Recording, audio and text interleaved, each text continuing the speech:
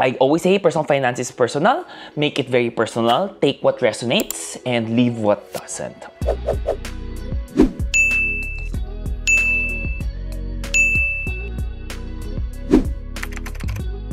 Hi guys, welcome to another vlog. Alam niyo naman, whenever I travel and whenever I do, parang find the time to always reflect na ano ba talaga gusto kong i-share, ganyan. So that's why a lot of the times nakikita niyo parang sa hotel room, tapos sabi ko, ay maganda rin yung hotel room, why not? Hitting two birds with one stone. And pro tip here guys, pwede kayo humingi ng iced coffee sa mga breakfast buffet nyo. Kapon I asked for an iced latte, today iced Americano. And they'll give it to you, tapos naka-to-go cup siya. Libre niyo yung kape ko, di ba, for this morning up until the afternoon. And nakapag-late check-out rin ako, nag-request ako because I wanted to shoot this content. But this whole vlog, I wanted it talagang 5 money mistakes in my 20s. Alam niyo naman, hindi na ako nasa 20s, kahit nasabi niyo mukha ako 20s. Thank you guys, I love you guys. But hindi na. And I always wanted to create this content because sabi ko, this is where you will get to know me. This is also where you would understand na, o nga no, it doesn't necessarily mean na even if right now I have better financial choices, it doesn't mean that I did not make these financial mistakes. I have a fair share, I had fair shares, ang dami ko rin pagkakamali na sana natama ko siya. And why I wanna create this, it's not really to keep on telling you guys, hindi, wag niyong gayahin. But it's for you to be aware. Kasi the more stories na naririnig nyo and personal experiences ko, mas nakikilala nyo ako. But also, mas nakita nyo, oo nga no, tama, meron ngang chance na you can fall into the same pitfalls. And hopefully, di ba, matama nyo siya. So, let us dive in kasi dami ko ring maling ginagawa. And by the way guys, this is Lazada t-shirt and Lazada shorts screen. O, diba? But anyways, okay. My first money mistake is not caring about my emergency fund. Yung tipong wala akong paki sa emergency fund. Kasi kumikita na tayo, I know that when we were younger, diba, syempre, nasa college ka, mahirap kumita, or parang wala ka naman masyadong pera, tapos now kumikita ka na, oh my gosh, kaya ko nang bilhin yung mga gusto ko, pwede na ako pumunta ko wherever I want to go, or whatever I want to eat, pwede ko na rin siyang kainin. But the thing here is, you should always have your emergency fund. And when I was starting, ang nagiging emergency fund ko is, pag tinitingnan ko yung payroll ko or yung bank account ko, ay may pera pa. For me, that's my emergency fund. So, to be honest, that's not the right way, diba? Whenever you want to have your emergency fund, diba, ang always good recommendation there is 3 to 6 months of your living expenses. How do you compute for your living expenses? Pag inupuan mo, tiningnan mo kung magkano yung gastos mo per month, multiply it by 3 months, 4 months, 5 months, 6 months, yun yung dapat mong emergency fund. Siyempre, it will be hard to build your emergency fund. It's not as easy. But, di ba, take little steps to make sure that you start building your emergency fund. Kasi hindi naman yan mabubuo ng biglaan. For example, nagka-bonus ka, baka, pasok ka agad, di ba? Perfect. Mabilis mo mabubuo yung emergency fund mo. But hindi naman always rainy day, di ba? Like, the same in negosyo, hindi naman everyday Pasko sa negosyo. That's why you build it slowly. Ito yung personal story ko why I think that emergency fund and why I believe that an emergency fund is very important. It's because, guys, when you think about it, diba? Dati nagkasakit ako, yes, meron akong HMO from my company back then. Pero alam nyo ba, diba, nagpa-test ako, nagpa-scan ako, kulang pa yung fund ko dun sa HMO na yon. Na-max out ko na yung HMO ko for the whole year, naglabas pa ako, let's say, mga 15,000 or mga 20,000 just because kulang. So, that's why I'm saying na, kailangan nyo pang-isipan talaga yan. Because most often than not, your emergency fund is the one that will save you whenever something might happen sa buhay mo. And to be honest, di ba, hindi mo naman nanaisi na may mangyari sa'yo. But in case, knock on wood, may mangyari, your emergency fund will save you. That's why having an emergency fund is very important. And parang dapat dati pa lang, ginawa ko na siya o dapat inuna ko na siya. Di ba? Little sacrifices for you to be able to make or build your own emergency fund. Okay guys, then we move on to money mistake number 2. Ito, I love it. Ito talaga, guilty ako dito. Keeping up with the kapitbahays or keeping up with the Joneses. Diba? Okay lang sa gastos dito, gastos doon. Ikaw naman basta parang feeling mo, okay, may pera ka pa naman, okay na. Diba? Let's be honest.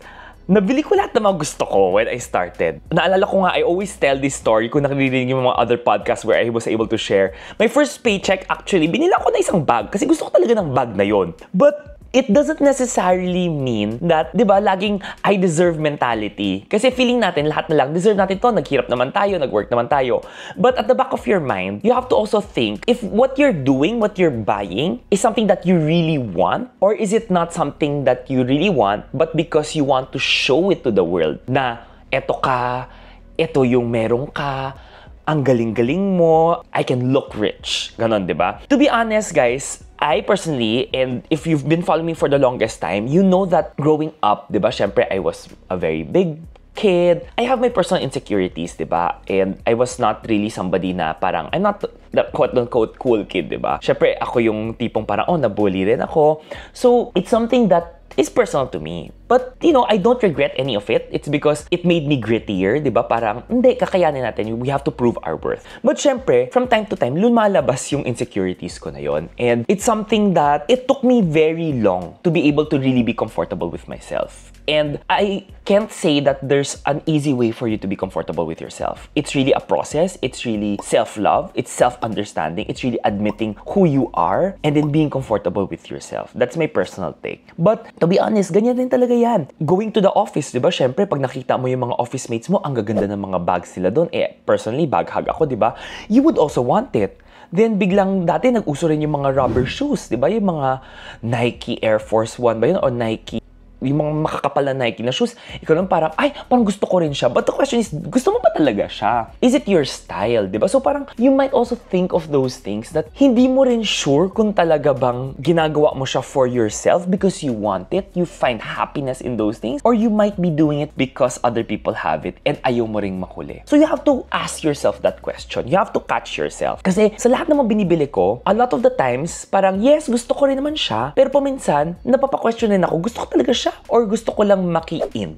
Diba? So, that's one thing that you also have to catch yourself. Kasi now you're earning money, now that you have funds, think of delayed gratification. What if ginamit mo yung funds na yan for other items? Will it give you more in the future or will it give you less in the future? Whenever you buy something, usually it will give you less in the future, diba? Kasi syempre ginagamit mo rin siya. But I'm not saying this is for everything. This is more for the luho, the wants mo. Yung hindi mo man talaga siya kailangan. But also, tingnan mo right now, the more I get comfortable with myself, guys, to be honest, kahit mga Lazada t-shirts lang to or mga shorts na to, I'm okay with it because sabi ko, I want to put my money somewhere else that gives me more in return. Rather than bibili ako ng magandang sobrang mamahaling mga damit, but hindi ko rin naman siya love na love.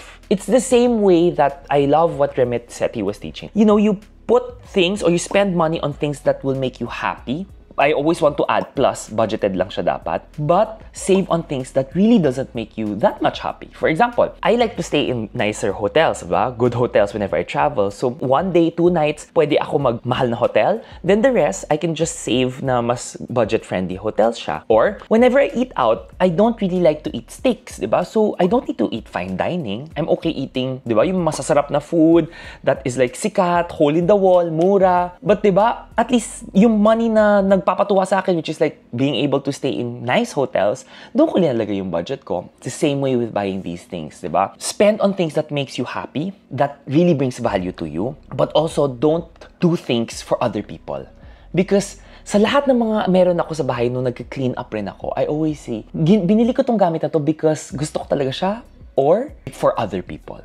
Remember, always do things that will make you happy, that brings value to you, because that's the life that you should be living. You should not be living a life for other people, di ba? Kasi hindi mo mahahabol yon. There will always be the nicest thing. There will always be the newest thing. There will always be somebody that is richer than you, di ba? Spend on things that brings value to you, that makes you happy, and that will make you feel good about yourself din, syempre, di ba? Then we move on to mistake number 3. Ito, I love this. Yung tipong hindi ka marunong mag-say ng no. Ilang beses ka sa buhay mo na question mo, gusto mo ba talaga lumabas? Gusto mo ba talagang kumain sa labas? Pero paminsan, hindi ka lang nag-no. And to be honest, di ba? That happens. For example, saying yes to everything, saying yes to all the work, saying yes to all your friends, saying yes to unplanned gastos, di ba? Boundaries are free. Boundaries are there. And guys, boundaries are very powerful. Think of it. Sa work, when I was younger, I always felt that i-accept mo lahat ng mga trabaho because makikita ng value ng boss mo or ng kumpanya na ang galing nitong taon to, hindi mo kailangan matulog. But you're spreading yourself too thin, di ba? Ikaw yung pagod at the end of the day. Talagang, oh my gosh, hindi mo alam kung anong gagawin mo. Napapa-question ka na tama ba itong mga yes ko ng yes? Hindi ka na nakakatulog because syempre pagod ka, stress ka pa sa trabaho. It's the same way with your gastos. Remember, di ba, I was working in BGC back then. And syempre, I have friends na syempre they are more senior, more tenured. So they have more disposable income. Mas mataas ang posisyon nila sa trabaho. I was starting off in my career, di ba? And syempre, mas mababa yung sweldo ko, mas mabaho yung sahod ko rin, di ba? When you go out to BGC in BGC, di ba? Yes, magandang mga restaurants, yes, ang daming mga choices mo. Hindi nakakatipid yan. If I recall, if you want to eat a packed lunch na nabibili ko sa BGC, nasa 120 pesos yun eh. Kasi BGC price to, di ba? Yung mga naglalako sa parking lot, naglalako sa mga streets or sa likod ng mga parking lots, meron yung mga 80 pesos to 120 pesos. This was, guys, tagal na nito. But if you wanna go out, diba, in BGC, kakain ka, nasa 300, pinakamababa 300, 500 pesos usually yung presyo niyan. Kasi syempre, kakain ka, may dessert yan, tapos meron kang kape. And then, if ever, maghati-hati kayo ng mga lunchmates o mga workmates mo, sige, fine, bababa siya ng a few pesos or a few 100 pesos. But it will never go as cheap as buying a packed meal or even baon. Mahirap rin mag-say ng no, kasi diba sabihin lang, oh, invite tayo, kain tayo sa labas, tapos it's like your type of bonding with your coworkers, diba? And I fell into that pitfall na ang dami kong yes na parang every time my go-to was always a restaurant in BGC. If you know me, you'd always see me in that restaurant back then when I was working na parang paminsan lunch and dinner doon na. Diba? Every day. Then kung talagang nagtitipid, lunch lang, parang ganon. It was rare for me to say no na ayoko talaga. But you always have to learn how to say no. Because at the end of the day, guys, remember that that's your money. Pera mo yan. Ikaw lang ang dapat nagko-control sa money mo. It's the same way with doing things in life. If ayaw mo talaga siya, you have to say no. And no is a very powerful word. No doesn't make you bad. It doesn't make you look bad as well. It just tells you what you want to do. And no signals people na you cannot be a pushover. No signals other people that you know what you want and you know where you want to put your energy or your money in, diba? So parang learn how to say no rin. Hindi siya dapat laging yes, yes, yes lang tayo. And then my fourth mistake, guys, ito talaga, hindi ako nagsimula mag-invest agad. Totoo talaga to. Talagang, I think it's always like the same. Investment was always, for me, hard. Even if parang lagi ko siya naririnig, hindi siya natural eh. But I believe that yes, it's not natural to anybody. You're not born an investor. You're not born knowing all of these things. But if you want to try to do it, you have to take time and learn it. And that's the challenge. For me, hindi ko siya learn kasi nga parang sabi ko, ay, parang mahirap siya. Tapos paminsan naiisip rin natin, ay, pang mayaman rin yan. And the other pitfall there is, ay, pwede pa ako mag-invest in the future naman. Sige, after ilang years, pag nakakuha na ako ng ganitong pera. Guys, that's the wrong mindset because yun yung naging pitfall ko.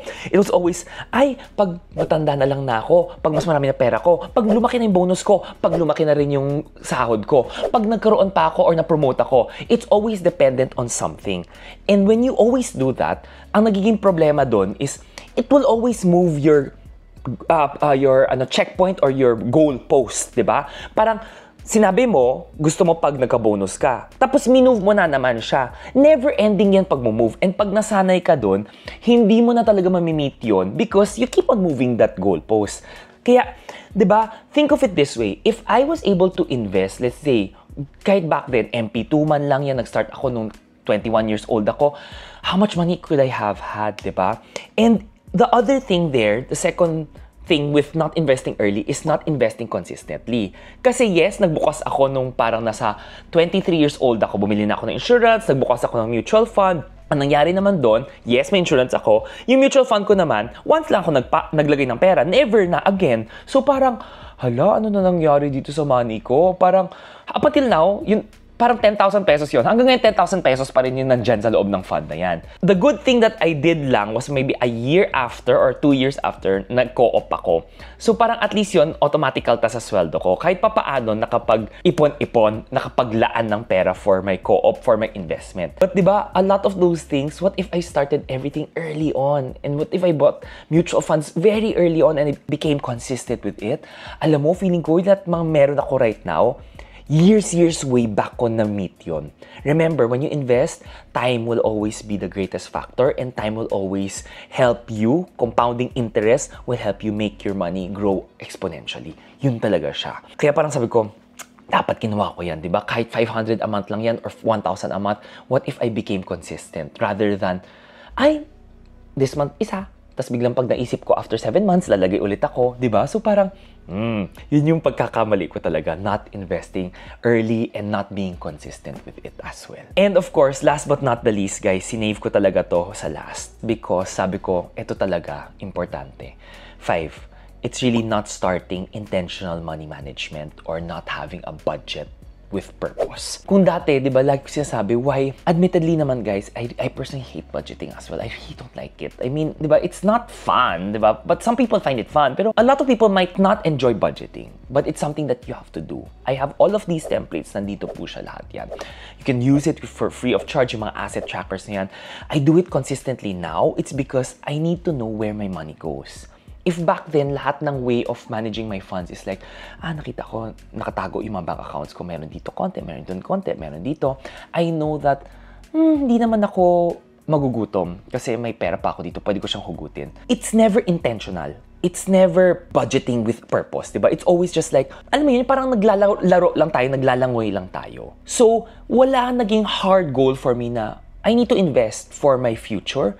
I need to have money because I want to be financially sound and I want to enjoy my life even when I'm old. Diba? Wala siyang ganun eh. Now, at least I have those goals. That's why gusto ko mag-invest. That's why gusto kong kumita ng pera. It's because it's really for me to enjoy life, to do what I love. And even when I grow older, even when I retire, kaya ko pa rin ma-enjoy yung mga things na yon. That's why I'm doing what I'm doing right now. Budgeting, going back to it, guys. Diba? The easiest way, I keep on reminding sa lahat ng mga videos ko nakikita nyo, I like the 50-30-20 system pa rin. 50% for your needs, 30% for your wants, 20% for your savings, or even for your investing. As much as possible, di ba? Perfect naman yung paghahati na yan.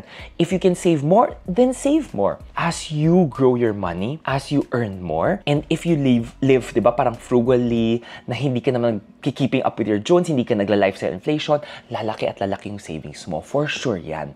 Di ba? And that's where you can really save. That's where you can really invest. That's why I say, if only I did it early on. I really believe that mas marami akong nakamit, mas marami akong investment, mas marami akong funds, mas marami akong ma-enjoy. And kung titingnan ko lang lahat ng mga ginastos ko dati, parang sabi ko, sayang yung mga yon. But I don't look back at it because it's an expensive lesson for me. And I don't believe that you cannot change the direction of your life or even your financial goals, di ba? It's never too late. Lagi ko sinasabi yan. Lahat naman nag-share ng comments sa inyo. Salamat na nagsabi nyo na even may pagkakamali kayo dati but you are now hitting your 100,000. Yung iba nag-hit na rin yung first million nyo. Congratulations because you made that intentional choice. And remember, personal finance is always a journey, a marathon. Mahaba yan. Make it personal. Huwag kayong masawa. It might not be easy, but it will be a very fruitful journey. And guys, if you reach this part of the video, alam nyo, if you see me on the streets, I will be having freebies po to. Itong Is It Budgeted the sticker ko. Because di ba, I love sharing na lagi ko ina-ask sa inyo, di ba, is it budgeted? And guys, pwede nyo to idikit sa credit cards nyo, sa wallets nyo, if ever. So, yes, I'll be printing out and that will be free of charge. No, I don't sell it. So, if ever you see me, if may dala ako, definitely ask me for that. And then, syempre, kung nakikita nyo naman ako, you want your Kaskasan Buddies stickers rin, usually may dala rin ako, kahit saan man ako. But if ubos, pasensya na po. Baka naubusan lang during the time that you meet me. But yes, these are free of charge and I want to do it and I want to produce because it's like me giving back. And it's a good reminder every time na kikita nyo credit card nyo, sabi nyo, is it budgeted? Diba? It asks you that question, budgeted mo talaga to? So guys, yes, those are my 5 money mistakes in my 20s, which sana, diba, natama ko siya. And let me know if na-resonate or nagre-resonate to sa inyo. And what are some other money mistakes that you think diba, that a lot of the 20 years olds or that you might be finding yourself in. Baka naman we can create a follow-up video on that, diba? Or let me know, comment down below kung ano pa yung gusto nyong malaman. Because I love sharing these stories with you. And maraming salamat po sa lahat ng suporta nyo. And I will be seeing you on the next vlog. Bye guys!